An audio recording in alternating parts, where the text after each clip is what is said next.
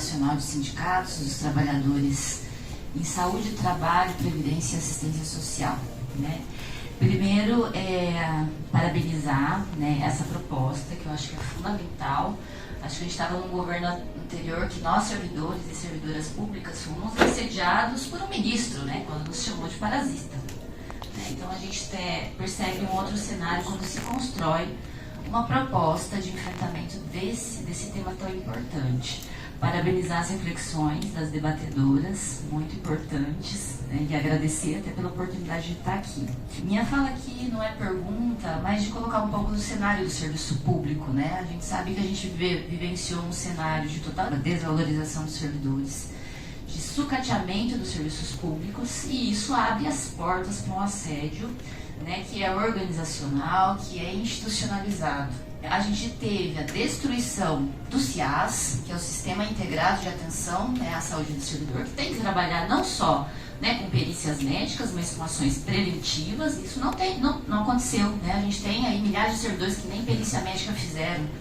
E quando a doutora traz a questão das aposentadorias, tem servidores que adoeceram no trabalho, depois de muito tempo adoecidos, passa por uma perícia simplesmente, né, considerado totalmente incapaz de desenvolver qualquer atividade, super jovem, como isso é o reflexo, e até hoje, né, a gente tem a diminuição das remunerações, né, ainda, muitos com situação de transtorno mental.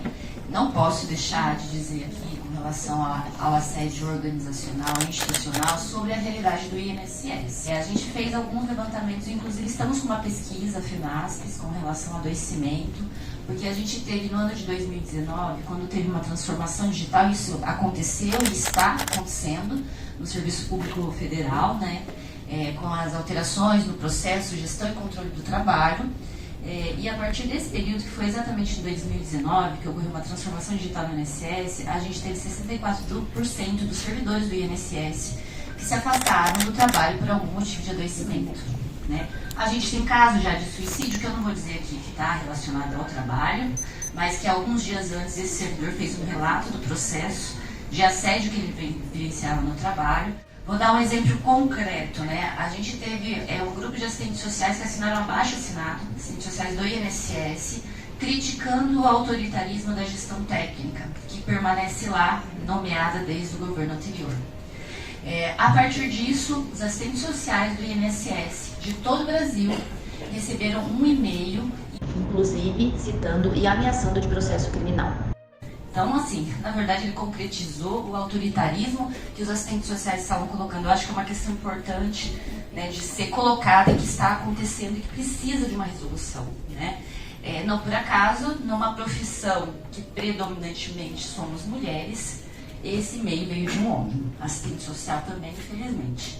Então, assim, é preciso pensar, inclusive, como vai se organizar os programas de gestão, que está em pauta, né, inclusive nas mesas nacionais de negociação, como vai ser esses processos de avaliação dos servidores. Por exemplo, no INSS, o vencimento básico é inferior a um salário mínimo, isso está também em pauta de negociação de acordo de greve.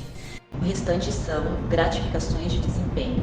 Imagine a pressão que esse servidor, que hoje trabalha por metas abusivas, individuais de pontuações, essa é a realidade, como esse servidor não é pressionado no seu cotidiano de trabalho, né? Então é preciso repensar a forma de gestão, né? E a gente está falando, né, gente, da Previdência Social, que é a maior política pública do país. O INSS é a maior autarquia da América Latina. É preciso dar atenção a isso, é preciso cuidar da saúde dos servidores, porque isso é fundamental para que a gente possa oferecer, né, um serviço de qualidade para a população brasileira, né? Eu acho que é disso que a gente está falando. Então, assim, parabenizar essa iniciativa, né, que tem aí bons frutos, que consiga, de fato, né, pensar em grandes alternativas e coloca à disposição para estudos, né, com relação a isso. E olhem, se atentem para essa realidade do INSS, que é o exemplo de programa de gestão a não se seguir. Obrigada.